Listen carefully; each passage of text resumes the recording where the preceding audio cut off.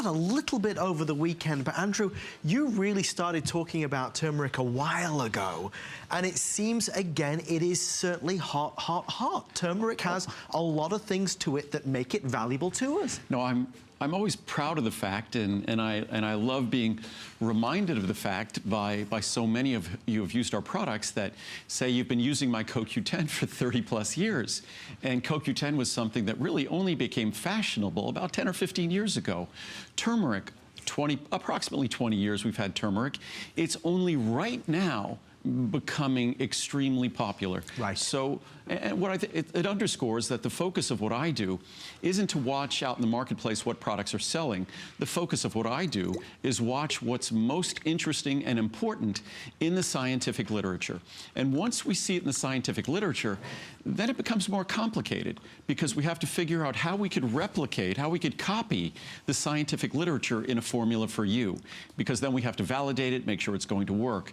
But turmeric is something that the typical turmeric spice is about 1% to 3% curcuminoids. So the beneficial compounds in turmeric spice are only at about 1 to 3%. In India, they use lots of turmeric, so they still get an abundance of curcuminoids. The standardization of the curcuminoids in my product is 95%. So basically, that's somewhere between 30 to 90 times more. Right. So much higher than typical turmeric spice, which in the future, I'm hoping to make a turmeric spice that you'd use at home. Oh, great. That has higher levels. That would be like 20 or 25%. So you get a bit of a benefit of a supplement when you're even using it as a spice. But what we also have to do, when you cook with turmeric, you accomplish what we had to do in this formula. We had to complex the turmeric, the curcuminoids, with fat. Because when you complex them with fat, you overcome turmeric's inherent non-absorbability. Turmeric is a great spice, you taste it, it's wonderful, right. But going through your digestive system, it's inherently not well absorbed.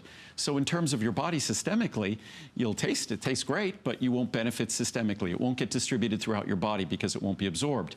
But if you do what they do in India and Asia, when they cook with it, they complex it with fat. When they naturally use it to cook, it becomes absorbable. So that's basically, we took a page out of an Asian Indian cookbook, and we complexed it with fat. An important fat, phosphatidylcholine, the most important phospholipid for our liver and brain. So we complexed it with that, and it increased its absorption by about 30-fold, 30 times more absorbable. There's such a strong interest in turmeric, and if you've been intrigued to buy it, obviously, knowing Andrew and knowing the other things you bought from Andrew, this would be a great place to go. And again, it's a small, easy-to-swallow capsule. It's the beautiful natural color. Yeah. But what's also great about turmeric is it will not. It might be a spice, and you could see kind of like the ALC.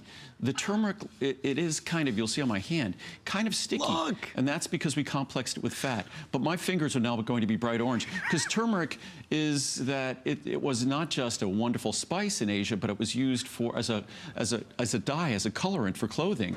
If you think of the beautiful orange, say Buddhist robes or Hindu robes, yeah. I guess that they will be that wonderful orange color. Let's go to Connecticut and say good evening to as Andrew tries to get it off. No, it's great.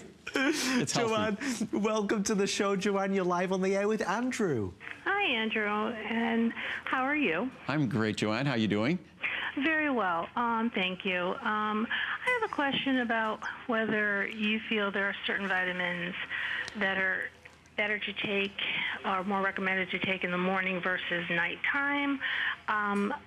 More so like the vein and leg support. Is it best to take that at night? Not necessarily. Circulation vein support can be taken any time of the day. Some folks will split up one capsule in the morning and one capsule in the evening. With most vitamins, what I say is it's the best to take them when you'll be, as they say with a medicine, when you're most compliant, when you're most likely to be consistent. For me, that tends to be morning and afternoon. Certain vitamins are great to take in the evening, just if you look at their activity. A lot of folks want to take circulation vein support at night because they feel sometimes they have issues with their legs and restless legs and heavy legs and things like that. No, I don't that have might that, but interfere. I just thought maybe it would work better. Or cramping. It doesn't necessarily work better at night. Some folks take calcium, magnesium at night because it tends to be soothing and relaxing for the nervous system, also for the musculature, so it might reduce the likelihood of cramping and things like that. A lot of folks won't take B vitamins at night because some people find them to be a little bit neurostimulatory. I do not, and that's a real small percentage of folks who have that issue with B vitamins. So the best advice I could give is always take your supplements with food. Not because they might upset your stomach, because mine do not. No, they don't at all. But because I take everything in the morning, actually. Because they're better absorbed. Yeah. When you eat food, think of how our bodies were designed. Our bodies were designed to absorb these nutrients in the presence of food, so it's great to take them with food. So, so I guess the real important thing, the most important thing, is take them in a fashion that works best for you, where you'll get to use them most consistently, and that's when you get the best results. Great question. Okay, and if I could just ask one more quick question. Sure, as many as you like. I have a 11-year-old French Bulldog. Right. Oh. Yeah, and... adorable dogs. Yes, he is. And I give him right now omega-3, and not every day, but like every other day. Right. I'll squeeze a tablet, and I just, let him lick it, and he loves it. Right. And I'll put the marine collagen peptides, which I love, wow. Yep. is my favorite, in his water bowl. So do I. I do the same for Lincoln and Marcel. Right. And because he is an older dog, my question is, do you plan on coming out with a line for animals, or, is there certain ones that I can give him now for sure? Like, can I give him glucosamine? Can I give him ultimate eye support? Yeah. I mean... I would imagine a French Bulldog, what does he probably weigh, 15 to 20 pounds? No, he's a little bit more than that. Okay. He's on actually diet dog food right now. Right. He's a well-fed dog. Well, we don't want to talk about his weight. It might embarrass him. He loves to eat, yes. Well, he's off to death, so.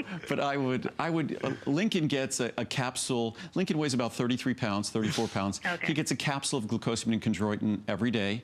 I also, every other day, give him half a capsule in his food of the ultimate eye. Because the real systems that dogs have challenges with as they get older tends to be their joints and tends to be their eyes. How do you give a half a cap? Oh, I just open up a capsule, and I just, you can twist and open the capsule, and I dump it into his food. I close it back up, and I take the other half myself. All right. Well, you're probably good at that now. Then I open them up here all the time. I practice. And also, I make the veggie paste. And I was going to say to Muriel when I got home, for us to do a video on the veggie paste. That would be great. That we make, that we put a tablespoon into their food each time, they eat twice a day, a tablespoon in their food, because that veggie paste is a concentrated source of the nutrients that are most important, systemically, but especially for their eyes. So it's kale, spinach, a little bit of peas, and a little bit of blueberries. And it's just something we do. You can do it in a blender, food processor, and I put a tablespoon in each of their food, and I take a tablespoon for myself.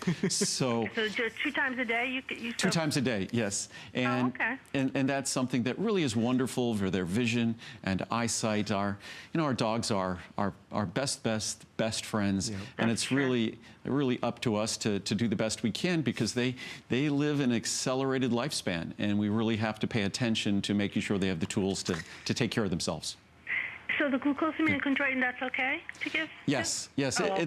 It's a typical supplement that's offered by veterinarians and things all over the place. Unfortunately, like humans, they typically use glucosamine hydrochloride, and a glucosamine hydrochloride isn't as well absorbed, isn't as well tolerated.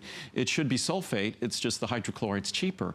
But I love my little guy, and I want him to get the most effective source, so he gets glucosamine sulfate and chondroitin sulfate. And to answer your other question, I've always, if I were smart, I would have made a line of pet supplements a decade ago. But I'm busier than I am smart, so we're going to try to get it done as quickly as we can. And ideally, what we would do is make it so it comes with a little measuring spoon, so you could just take the powder and put it, and it's going to be more economical that way. Take the powder and put it in your pet's food. Thank you, Joanne, so much. Wonderful questions. Thanks.